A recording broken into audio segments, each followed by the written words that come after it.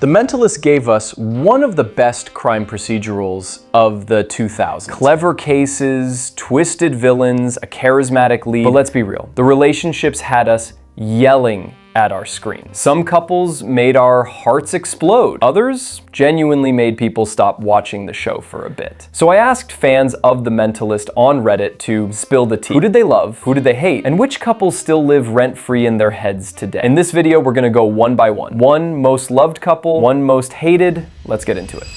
If you watched The Mentalist from day one, it was kind of impossible not to root for Jane and Lisbon. The banter, the loyalty, the way they'd look at each other across a crime scene, like they weren't low-key in love. Yeah, we all saw it. Fans in the survey were overwhelmingly clear. Lisbon is the most loved couple in the series. One fan put it perfectly, of course Lisbon, they are just so good together. I was rooting for them to be together since like after season 3. Another said, season 7, Jane and Lisbon is my favorite partial couple. They have nothing coming between them. They love each other equally. He's working on his problems. She's working on her obsession with work.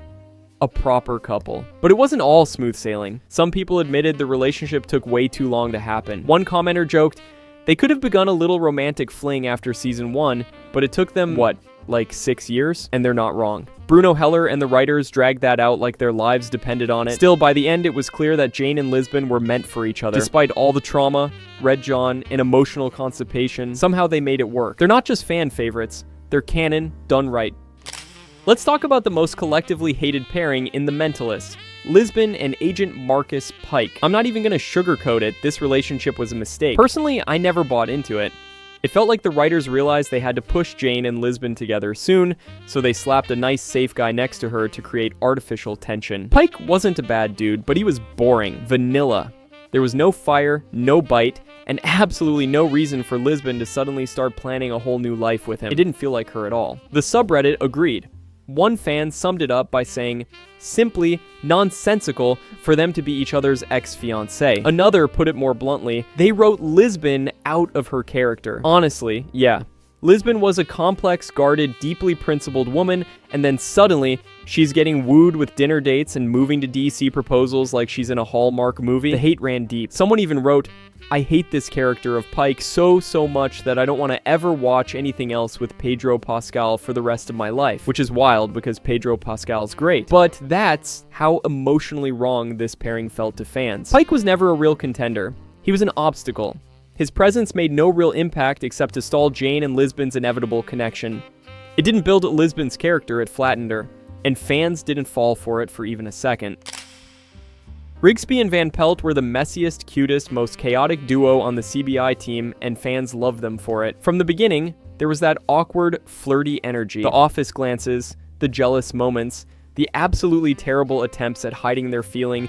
It was never subtle. And while the journey was anything but smooth, their story had something no one could deny: heart.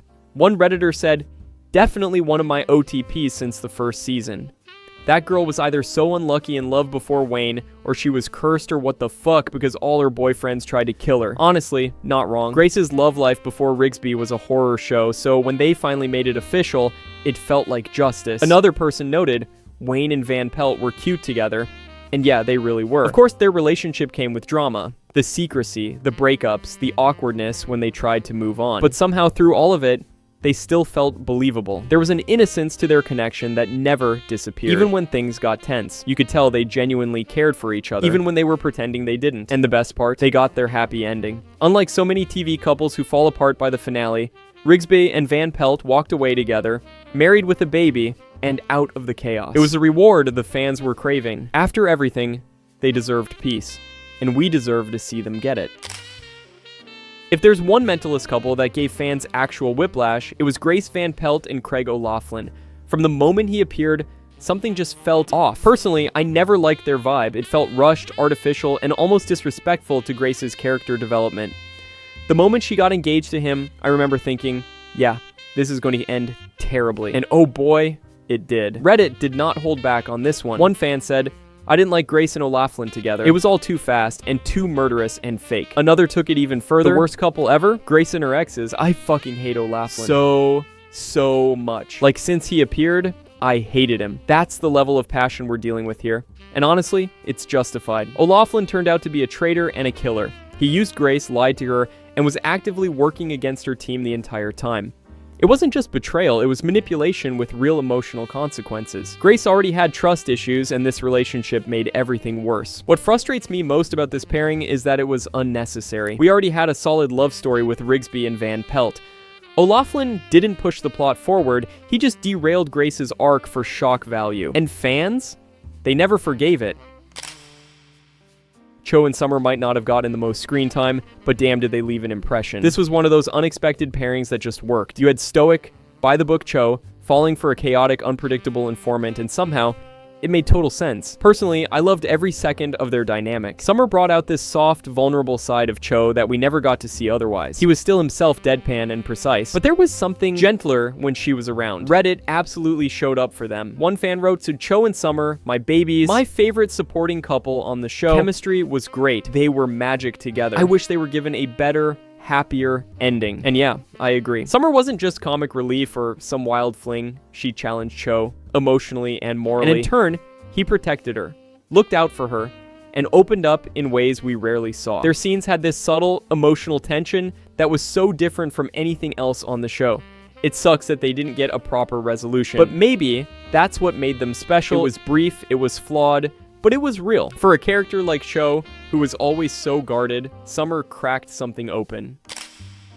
There are a few pairings in The Mentalist that felt strange, but none felt more fundamentally wrong than Jane and Christina Fry. This one was awkward from the jump. Personally, I remember watching their scenes and thinking, there's no way he actually likes her. The energy was off, the chemistry was flat, and worst of all, Christina used Jane's trauma in one of the most manipulative ways we ever saw on the show. The fans on Reddit were furious. One person put it bluntly, hated Jane with Fry. Not one lick of sense. She did something completely awful to him when she insisted on the message from his wife. It didn't bring him peace, it just reminded him of how much they suffered. She knew he didn't believe in psychics. She knew she was lying to him. That's what makes this pairing feel so off. It wasn't just bad chemistry, it was emotionally abusive. This wasn't a romance. It was an emotional violation disguised as comfort. Jane, who already carried the weight of guilt and grief from his family's murder, was put in a position where he had to politely tolerate someone exploiting that pain. And then, for some reason, they go on a date. It didn't feel earned. It didn't even feel like canon. It felt like a weird fever dream the show should have left on the cutting room floor. The fandom saw it for what it was, forced, tone-deaf, and completely disconnected from Jane's core character. Out of all his side relationships, this is the one fans wish never happened. Okay, technically, Wiley and Vega weren't a full-blown couple, but let's not pretend fans didn't see it. That subtle, slow burn energy between them, it was adorable. Personally, I loved how natural it felt. Wiley's awkward, sweet vibe mixed with Vega's confidence made every scene quietly electric. Reddit had their backs too. One person said, "A couple worth mentioning is Wiley and Vega. I know they weren't an actual couple, but come on, I really loved them." That's how much of an impact they made in just a handful of episodes. What made them work was the restraint. No dramatic declarations, no chaos. Just shy looks, gentle tension, and mutual respect. It felt honest. That's why Vega's death hit so hard. It didn't just rob the team of a great agent, it robbed the fans of a story that had so much potential. They never officially got together, but in the hearts of fans, they're one of the most cherished almost couples in the entire show. Quiet, sweet, and unforgettable.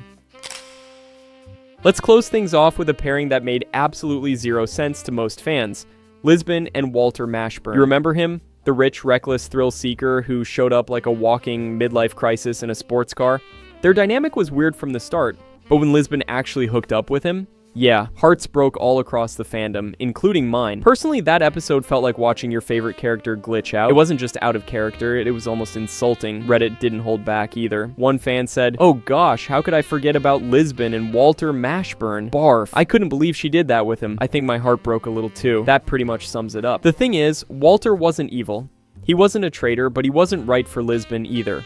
Their relationship had no emotional foundation, it was all surface. He was flashy, cocky, and lived for adrenaline, while Lisbon was grounded, serious, and deeply private. The pairing felt more like an ego trip than a connection, and it came at a time when fans were already desperate for her to end up with Jane. For a character as layered as Lisbon, Mashburn felt like a narrative detour with zero payoff. Fans didn't buy it then, and they're still not buying it now. And that's the list. The Mentalist's most loved and most hated couples straight from the fandom's mouth. Looking back, the show gave us everything. Slow burns, forbidden crushes, unexpected sparks, and a few romantic disasters we'd rather pretend never happened. But honestly, that's what made it so fun. The relationships weren't perfect, and neither were the characters. They were messy, flawed, human, and sometimes completely unhinged. Anyway, those were our picks. Now it's your turn. Drop a comment. Which couple did you love, and which one made you rage? And if I missed a pairing you desperately want to talk about, let's hear it. Thanks for watching. See you in the next one.